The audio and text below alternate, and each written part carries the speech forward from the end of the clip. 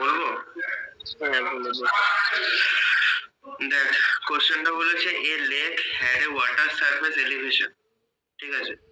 Elevation বলে দিয়েছে এত metre above the datum at the beginning of a certain month. কোন একটা মাসের শুরুতে একটা ওয়াটার সারফেস যার এলিভেশন ছিল এত, ঠিক আছে? In that month the lake receives a annual average inflow of 6 metre cube per second. সেই মাসে সেই লেকটার মধ্যে 6 মিটার কিউব পার সেকেন্ড একটা ইনফ্লো হয়েছে from the surface run of source থেকে। In that same period, the outflow from the lake an average value of 6.5 meter cube per second. Inflow হচ্ছে 6 metre cube, outflow হয়ে গেছে 6.5 metre cube. Further in that month, the lake received a rainfall of 145 millimeter and the evaporation from the lake surface বলে দিয়েছে এত, ঠিক আছে? 6.1 centimeter. Write the water budget equation for the lake and calculate the water surface elevation of that lake after the end of that month. The average lake surface area বলে দিয়েছে 5000 hectare. Assume that there is no contribution to or from the ground water storage, মানে ground water স্টোরেজে কিছুই যাচ্ছে না, ঠিক আছে? মানে লেকের নিচেটা কোনোভাবে বাঁধানো আছে বা কিছু, যার জন্য ইনফিল্ট্রেশন হচ্ছে না। তো এখানে সলিউশন দেখ, in a time interval T the water budget equation আমরা দেখলাম, তোর ইনফ্লো প্লাস হচ্ছে প্রেসিপিটেশন মাইনাস হচ্ছে আউটফ্লো প্লাস হচ্ছে আমাদের evaporation losses is equal to change in storage. যে জিনিসটা ওখানে লিখেছি এইটা এখানেও একই জিনিস লিখেছি, একটু চেঞ্জ করে। যেখানে আই বারটা হচ্ছে অ্যাভারেজ ইন্টারফ্লো এইসবগুলো, ঠিক আছে? তো মেইনলি আমরা অঙ্কের ডেটাতে আসি। আমাদের ডেল্টা টি টাইম পিরিয়ড কত বলেছে? 1 মাস, ঠিক আছে? 1 মাস মানে হচ্ছে কত মিলি সেকেন্ড, এটা মিলি সেকেন্ডে কনভার্ট করে নিয়েছে, ঠিক আছে? ইন দ্যাট মান্থ ইনফ্লো কত হয়েছে? ইনফ্লো হচ্ছে আমাদের বলেছে 6 মিটার কিউব পার সেকেন্ড। দেখ 6 মিটার কিউব পার সেকেন্ড, তো 6 ইন্টু হচ্ছে তো টাইম দিয়ে গুণ করে দিল, তাহলে অত, এটা মিলি সেকেন্ড, এটা মেগা সেকেন্ড না রে নীলাজ রে? হ্যাঁ নীলাজ রে, আমি বুঝতে পারছিলাম ক্যাপিটাল এম লেখা তো। Mega second? মেগা সেকেন্ড বলে কোনো জিনিস হয়? তাই তো হচ্ছে 10⁶ তো লেখা, সেকেন্ডই তো হওয়ার কথা। তাহলে এটা মেগা মিটার কিউব, তাই তো লাগছে। ये कैसे यूनिट है? ঠিক আছে, যাই হোক, মানে মেইনলি হচ্ছে তোর যেটা দিয়েছে সেটার সাথে টাইম পিরিয়ডটা গুণ করবি, তাহলে ইনফ্লো পেয়ে গেলি। আর যেটা আউটফ্লো বলেছে সেটার সাথে টাইম পিরিয়ডটা গুণ করবি, আউটফ্লোটা পেয়ে যাবি।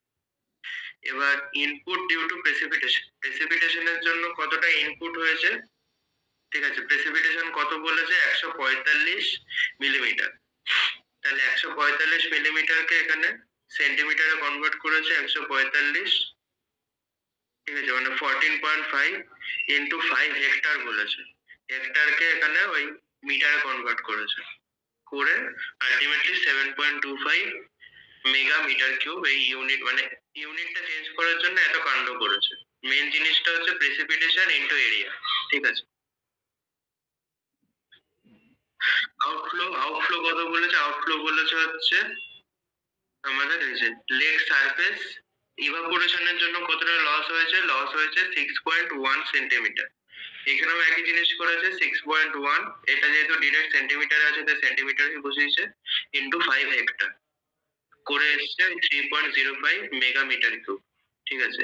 তাহলে চেঞ্জ ইন স্টোরেজ কি হলো? চেঞ্জ ইন স্টোরেজ আমি বললাম ইনফ্লো হচ্ছে মানে তোর ইয়েটা প্রেসিপিটেশন মানে ইনফ্লো যতটা আছে ইনফ্লো থেকে হচ্ছে তোর প্রেসিপিটেশন মাইনাস হচ্ছে আমাদের আউটফ্লো মাইনাস হচ্ছে ইভাপোরেশন। সেই সূত্র বসিয়ে আমাদের পেয়েছে চেঞ্জ ইন স্টোরেজ হচ্ছে এত। চেঞ্জ ইন এলিভেশন এই জিনিসটা কোনো লেখা নেই। চেঞ্জ ইন এলিভেশন হচ্ছে তো change in storage by area. Change in storage by area করলে আমরা চেঞ্জ ইন এলিভেশন মানে হাইট কতটা চেঞ্জ হচ্ছে সেটা পাবো। Change in storage by elevation করে হাইট দেখা যাচ্ছে এতটা বেড়েছে, 0.058 মিটার বেড়েছে, ঠিক আছে।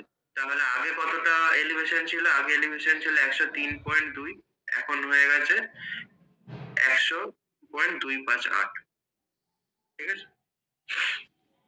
বেসিক ফর্মুলা গুলো দিয়েই করেছে, আর কিছু না।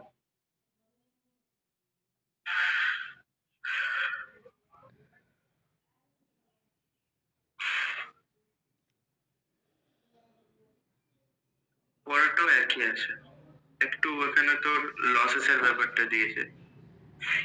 রেনফল বার করতে বলেছে, what is the ratio of run off and precipitation.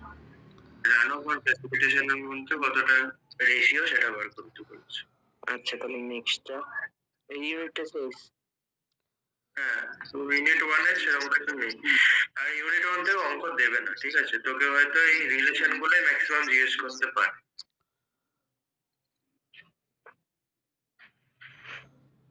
Second module হচ্ছে ক্যাচমেন্ট, ডেফিনেশন, ডেসক্রিপশন।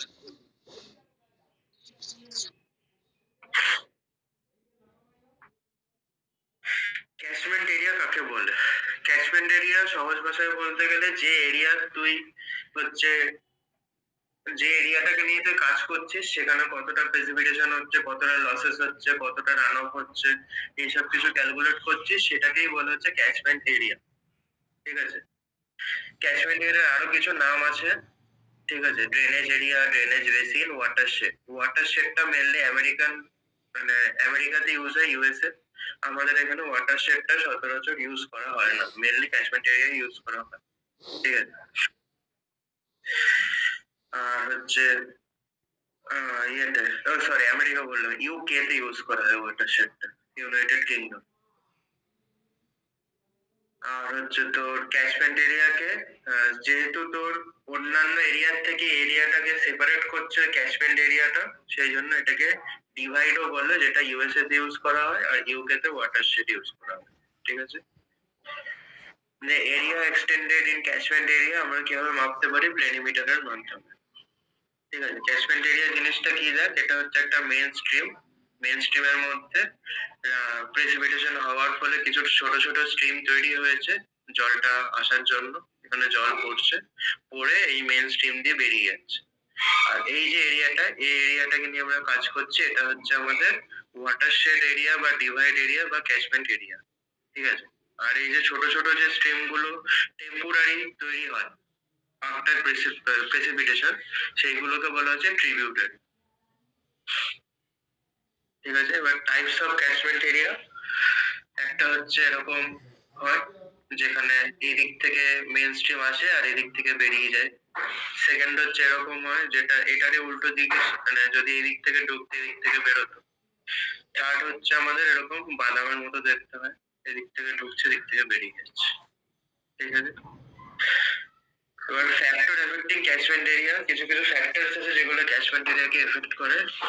এক হচ্ছে আমাদের ফিজিওগ্রাফিক ফ্যাক্টর, মানে ফিজিক্যাল কিছু ফ্যাক্টর আছে, বেসিনের shape, slope, size, nature, elevation, drainage density, ঠিক আছে। মানে কতগুলো ট্রিবিউটারি সেখানে যোগ হচ্ছে সেটা। সেকেন্ড হচ্ছে ইনফিল্ট্রেশন ক্যারেক্টারিস্টিক্স, মানে মেনলি সয়েলটা কি টাইপের, ল্যান্ড ইউজ, ল্যান্ড কভার, যদি কি জঙ্গল আছে না সেখানে ঘরবাড়ি আছে সেটা, সয়েল টাইপটা, জিওলজিক্যাল কন্ডিশন, আর কি সেখানে কি ওই মেইন স্ট্রিম ছাড়া আর অন্য কোনো ওয়াটার বডি আছে, এই সবগুলো হচ্ছে ক্লাইমেটিক ফ্যাক্টর। স্ট্রং ক্যারেক্টারিস্টিক্স, কি ধরনের ঝড় হচ্ছে, ঝড়ের ইন্টেন্সিটি কতটা, ডিউরেশন কতটা, ম্যাগনিটিউড কতটা, তারপরে মুভমেন্ট অফ স্টর্মটা কোন দিকে, এই সবগুলো। সেকেন্ড হচ্ছে ইনিশিয়াল লসেস, ইনিশিয়াল লসেস কি কি হচ্ছে। থার্ড হচ্ছে আমাদের ইভাপোট্রান্সপিরেশন। এই কিছু ফ্যাক্টরস আছে।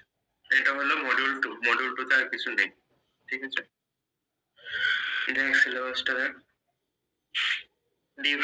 definition, description, various types of catchment, factors affecting characterizing catchment, আর হচ্ছে delineation of catchment boundary. Catchment boundary কি? Catchment boundary টা হচ্ছে এই যে, এটা এটা হচ্ছে ধর মেইন স্ট্রিম, আমরা এইটুকুনি জায়গা নিয়ে কাজ করছি। তো ধর কলকাতা এরিয়া বলতে যেটুকুনি বোঝায় সেটাকে যদি আমরা একটা মানে লাইন দিয়ে ড্র করি ম্যাপের মধ্যে, যে লাইনটা ওই এরিয়াটাকে ডিনোট করছে সেটাই হচ্ছে আমাদের ক্যাচমেন্ট বাউন্ডারি। ঠিক আছে? হলো। এবার মডিউল 3 হচ্ছে মেজারমেন্ট অফ প্রেসিপিটেশন। প্রেসিপিটেশন আমরা কিভাবে মেজার করব? সবার প্রথমে প্রেসিপিটেশন অনেক টাইপের হয়। ঠিক আছে? শুধুমাত্র যে বৃষ্টিকেই আমরা প্রেসিপিটেশন বলি তা না। যদি হচ্ছে ধর স্নো পড়ে বা কুয়াশা পড়ে, সেটাও কিন্তু ওয়ান টাইপ অফ প্রেসিপিটেশন। যে কোনো ফর্ম অফ ওয়াটার যদি অ্যাটমসফিয়ার থেকে আর্থ সারফেসে আসে, যে কোনো ফর্মেই হোক, সেটাকেই আমরা প্রেসিপিটেশন হিসেবে গণ্য করি। যেমন রেইনফল অথবা রেইন, ঝিরঝিরে বৃষ্টি, snow, hail, glaze, sleet, dew, fog, mist, frost. ঠিক আছে? এই সবগুলোকে প্রেসিপিটেশনের মধ্যে ধরা হয়। রেইনফল আমরা কখন বলবো? যখন জলের ফোঁটার সাইজটা 0.5 mm থেকে 6 mm এর মধ্যে হবে, মানে ডায়ামিটার, সেটাকে বলবো আমরা রেন। আর যখন ড্রিজল কখন বলবো? যখন 0 থেকে 0.5 এর মধ্যে হবে জলের ফোঁটার সাইজ, তখন হচ্ছে ড্রিজল। ঠিক আছে? লাইট রেন, মডারেট রেন, যখন ইন্টেন্সিটি, এগুলো শর্ট কোশ্চেনের জন্য জাস্ট পড়বি। ঠিক আছে? জাস্ট চোখ বোলানোর জন্য, মানে এখান থেকে সেরকম বড় কোশ্চেন আসবে না, আসলে ওই শর্ট কোশ্চেনই আসবে, একটা কি দুটো ম্যাক্সিমাম। ঠিক আছে? Measurement of precipitation. প্রেসিপিটেশন আমরা মেজার করি রেন গেজের মাধ্যমে। ঠিক আছে? রেন গেজের আরো অনেক নাম আছে। প্লুভিওমিটার, ঠিক আছে, ওমব্রোমিটার, হাইড্রোমিটার, উডোমিটার। ঠিক আছে? অনেক কিছু নাম আছে, মেন জিনিসটা ওই একটাই। এবার রেন গেজ দু ধরনের হয়, একটা হচ্ছে নন রেকর্ডিং রেন গেজ আর একটা হচ্ছে recording rain gauge. Non recording rain গেজের মধ্যে যেটা মেনলি, সেটা হচ্ছে সাইমন্স রেন গেজ আর আইএস রেন গেজ। এটা হচ্ছে কি, এটা হচ্ছে তোর একটা মানে এটা হচ্ছে শুধুমাত্র জলটা কালেক্ট করছে, বাট কতটা পরিমাণ জল আসে সেটা আমাদের ক্যালকুলেট করে তারপরে আমাদের দেখতে হবে। এটা নিজের রিডিংটা দেয় না। আর রেকর্ডিং রেন গেজ হচ্ছে এরা প্রেসিপিটেশনটা মেজারও করছে, আবার আমাদের ভ্যালুটাও দিচ্ছে যে কতটা পরিমাণ হচ্ছে। এটাতে আমাদের খাটনি কিছু নেই। এগুলো কি টাইপের? Tripping bucket, waiting bucket, floating type. ঠিক আছে? এবার এর যে ছবিগুলো আছে না, এটা হচ্ছে তো স্যার যে নোটসটা দিয়েছে ক্লাসরুম, ওটা একটু দেখবে, ছবিগুলো আছে, ছবিগুলো জাস্ট একবার দেখে নিবি, তাহলে ক্লিয়ার হয়ে যাবে। এগুলো অত আর মেইনলি যদি পড়তে চাস, ট্রিপিং বাকেটটা একটু ভালো করে পড়বি।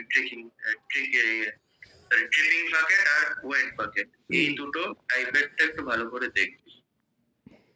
কারণ 2022-এ ট্রিপিং বাকেট সম্বন্ধে শর্ট নোট লিখতে দিয়েছিল। ঠিক আছে? এবার হচ্ছে location of rain gauge. Rain গেজটা তুই কোথায় রাখবি? ফার্স্ট হচ্ছে it should be free from open sky, free to open sky, মানে খোলা আকাশের নিচে রাখতে হবে। গ্রাউন্ড শুড বি লেভেল, গ্রাউন্ডটা যেন আন্ডুলেশন না থাকে, উঁচু নিচু না থাকে, লেভেল গ্রাউন্ড হতে হবে। Minimum plot size required. ঠিক আছে? প্লটের যে সাইজটা, মানে যে এরিয়াতে রাখবি, সেটা মিনিমাম 0.5 মিটার থেকে মানে 5.5 মিটার ইন্টু 5.5 মিটার হতে হবে। ঠিক আছে? Minimum. The distance between rain gauge station, nearest rain gauge station গুলো হচ্ছে, এক হচ্ছে হয় 30 মিটার, আর না হলে 2 into height of the obstruction। যদি কোনো অবস্ট্রাকশন থাকে তার হাইটের দুগুণ অথবা 30 মিটার, দুটোর মধ্যে যেটা বড় হবে ততটা দূরে আমরা রাখবো একটা রেন গেজ থেকে আরেকটা রেন গেজ। তারপরে হচ্ছে ইন্ডিয়াতে রেনফল কখন মেজার করা হয়? মেনলি সকাল 8:30 থেকে। আর হচ্ছে যদি রেনফলটা খুব মানে টু মাচ, মানে অনেক রেনফল হয়েই যাচ্ছে, তাহলে সেক্ষেত্রে আমরা বিকাল 5:30 থেকেও মেজার করতে পারি। না, আগে কলটা খুলে দেখানো জল পড়ছে। ভালো কথা প্রণব। তোদের কি স্টোরেজ না ইনস্ট্যান্ট? আমাদেরটা ইনস্ট্যান্টও করা যায়, স্টোরেজও করা যায়। ইনস্ট্যান্টও করা যায়, স্টোরেজও করা যায় মানে?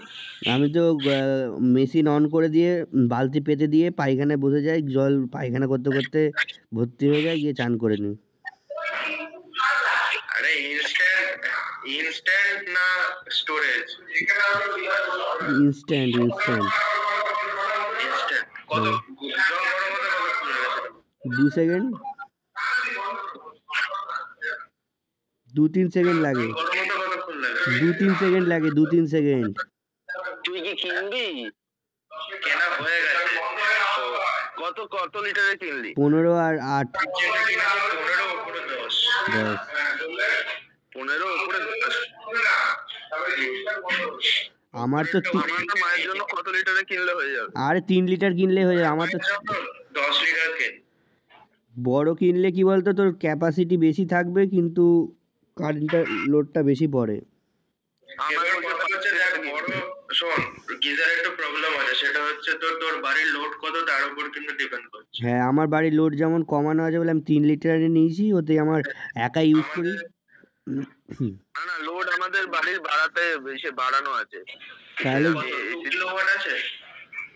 ওটা বাড়িয়ে নেবো, আমি এসি লাগাবো তো ওটা। ঠিক আছে 8:30টার সময় যদি খুব বেশি হয় তখন 5:30টার সময় আমি রিডিং নিই রেড কর। এরপরে হচ্ছে number of rain gauge station, কোন এরিয়াতে কতটা রেন গেজ স্টেশন দরকার, ঠিক আছে, সেটা আমরা কিভাবে বুঝবো? সেটা হচ্ছে কিছু ফ্যাক্টরস এর উপর ডিপেন্ড করবে। একটা হচ্ছে size of that area, topographical feature, আর হচ্ছে ফাইন্যান্স সবথেকে বড়, ঠিক আছে। সেকেন্ড হচ্ছে মেথড, কি মেথডের উপর আমরা বেস করে সেটা সিলেক্ট করব। একটা হচ্ছে আইএস কোডের উপর আর একটা হচ্ছে ফর্মুলার উপর। সবার প্রথমে আইএস কোড, কি কি আইএস কোড ফলো করা হয়? আইএস 4987 1968 অথবা 4987 1994, ঠিক আছে। এটা কি বলেছে? একটা হচ্ছে ফার্স্ট হচ্ছে one rain gauge is required for an area 520 kilometre square in case of plain area. যদি প্লেন এরিয়া হয় তাহলে 520 কিলোমিটার স্কয়ার, ঠিক আছে। এবার হচ্ছে তোর আমাদের আইএস কোডে বলা আছে, মানে এটা হচ্ছে তোর ফার্স্ট অ্যামেন্ডমেন্টে 520টাকে কমিয়ে 500 করেছে, সেকেন্ড অ্যামেন্ডমেন্টে 500 থেকে কমিয়ে 250 থেকে 400 করেছে, ঠিক আছে। এটা হচ্ছে অ্যামেন্ডমেন্ট রয়েছে। সেকেন্ড পয়েন্ট হচ্ছে one rain gauge required from the area between 260 থেকে 390 kilometre square in case of elevated area. যদি এলিভেটেড এরিয়া হয় তাহলে 260 থেকে 390 কিলোমিটার স্কয়ারের মধ্যে একটা রেন গেজ রাখতেই হবে। ফার্স্ট অ্যামেন্ডমেন্টে সেটাকে চেঞ্জ করে দিয়েছে, এভারেজ এলিভেশন হচ্ছে 100 মিটার। মানে যদি এলিভেশনটা 100 মিটারের মধ্যে হয়, এই সরি 1000 মিটারের মধ্যে হয় তবেই এটা ভ্যালিড, ঠিক আছে। থার্ড হচ্ছে one rain gauge required for an area of 130 kilometre square for hilly area, ঠিক আছে। হিলি এরিয়ার জন্য 130 কিলোমিটার স্কয়ার একটা রেন গেজ রাখতেই হবে। ফার্স্ট অ্যামেন্ডমেন্টে সেটাকে চেঞ্জ করে 150 কিলোমিটার স্কয়ার করে দিয়েছে। at least 10% of rain gauge provide should be recording type rain gauge, ঠিক আছে। মানে যতগুলো রেন গেজ দেওয়া হচ্ছে, ঠিক আছে, তার মধ্যে 10% রেন গেজ আমাদের রেকর্ডিং টাইপ দিতে হবেই, এটা একদম মাস্ট। বাকিগুলো তুই নন রেকর্ডিং টাইপ দে, বাট 10% আমাকে রেকর্ডিং টাইপ দিতে হবে।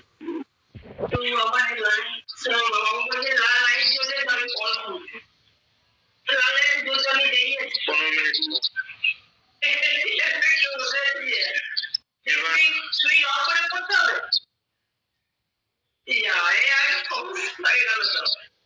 এবার হচ্ছে তোর optimum number of rain gauge, সেটা কি? সেটা হচ্ছে তোর total number of rain gauge required in the given area হচ্ছে 20। ধর তুই এই গুলোকে ফলো করে দেখলি যে তোর এরিয়ার জন্য 20 খানা রেন গেজ লাগবে, ঠিক আছে।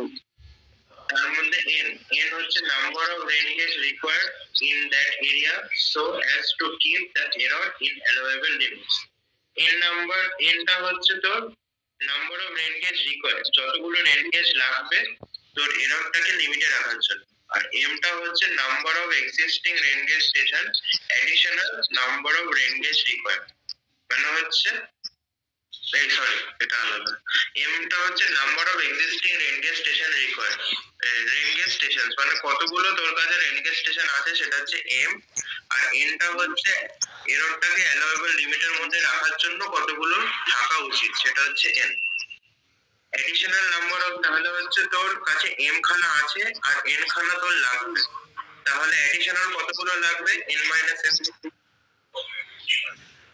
সমঝে? হ্যাঁ এবার n এর ভ্যালুটা তুই কি করে বার করবি? cv বাই e তার হোল স্কয়ার।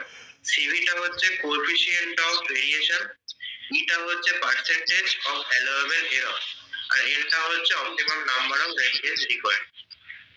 ঠিক আছে? এবার cv এর ভ্যালুটা কিভাবে পাবি? cv টা হচ্ছে sigma by pa into 100।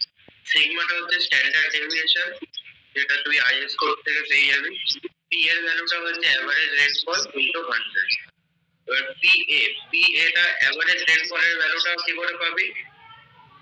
Number of মানে precipitation in all station by হচ্ছে নাম্বার অফ এক্সিস্টিং স্টেশন।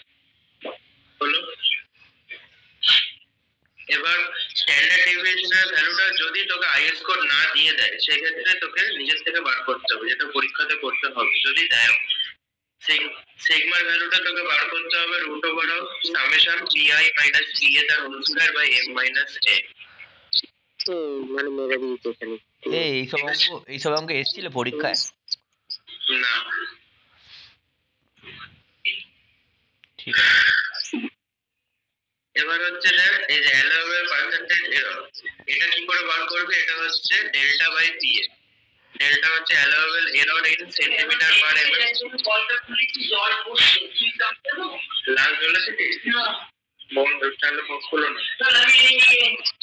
গরম জল করলো।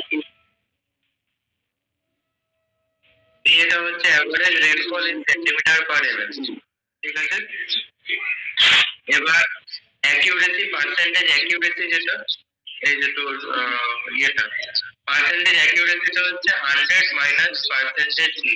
এখান থেকে যেটা বেরোবে সেটা পার্সেন্টেজ বেরোবে, কারণ 100 দিয়ে গুণ করছিস। 100 থেকে সেটা বাদ দিলে বুঝতে পারবি যে তোর অ্যাকিউরেসি কতটা আছে। ঠিক আছে? এবার যদি n টা m এর থেকে বড় হয়, তাহলে then it means the existing station are not sufficient। এটাই হচ্ছে জিনিস। এইখানটা একটু খিচুড়ি আছে। ঠিক আছে? বাকিগুলো তো নর্মাল থিওরি। এই হলো মডিউল 1 2 আর 3। দেখ সিলেবাস দেখিয়ে দিচ্ছে। মডিউল 2 তে ডেফিনেশন ডেসক্রিপশন হয়ে গেল। মডিউল 3 তে হচ্ছে মেজারমেন্ট অফ প্রেসিপিটেশন কি, কাকে বলে, description, function of various types of rain gauge, প্রত্যেকটা টাইপের রেইন গেজের টিপিং বাকেট, এগুলো একটু স্যারের নোটস থেকে দেখে নেবে, আমি ওনাকে এলাবোরেট করে লিখি। Rain gauge network, codal provision, IS code provision বলে দিলাম, optimum number of rain gauge ওই এনএম ওইভাবে বার করতে হবে।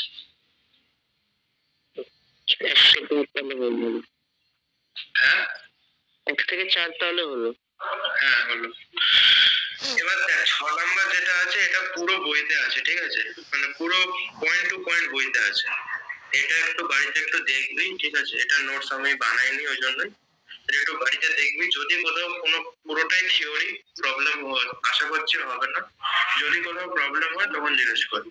ঠিক আছে? আর মডিউল 5 টা তো ম্যাম কলেজেই করাচ্ছে। ঠিক আছে? তারপরে 7 আর 8 টাও ম্যাম করাবে। কবে করাবে? করাবে বলেছে তো, জানি না। মঙ্গল বুধ বৃহস্পতি করাবে। হ্যাঁ মঙ্গল বুধ বৃহস্পতি করাবে। বাচ্চা নোটস আমাদের কাছে আছে।